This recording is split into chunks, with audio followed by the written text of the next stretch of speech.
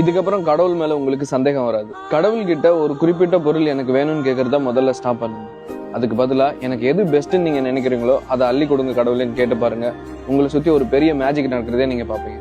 இது கூடவே உங்ககிட்ட ஒரு சுவாரஸ்யமான கதை சொல்லணும்னு நினைக்கிறேன். இது உங்களுக்கு கண்டிப்பா தேவைப்படும் அண்ட் உங்களுக்கு ரொம்ப பிடிக்கும். ஒரு சின்ன பொண்ணு கையில ₹1 எடுத்துட்டு கடையில போய் மிட்டாய் வாங்க போறாங்க.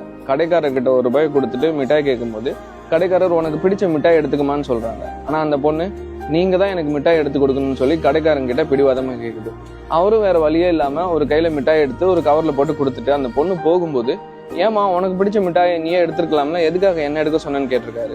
அதுக்கு அந்த சின்ன பொண்ணு சொன்ன பதில், இங்க பாருங்க, இங்க உள்ள எல்லா மிட்டாயுமே எனக்கு ரொம்ப பிடிக்கும். அப்படியே நான் எனக்கு பிடிச்ச எதை எடுத்தாலும் என்னுடைய கை சின்ன கை, ஆனா உங்களுடைய கை பெரிய கைன்னு சொல்லியிருக்கு. சரியா இதே மாதிரி கடவுளுடைய கை உங்க கையை விட பெருசு. அவர் உங்களுக்கு கொடுக்கணும்னு நினைச்சா நீங்க நினைச்சதோட அதிகமா அள்ளி கொடுக்க வாய்ப்பு இருக்கு.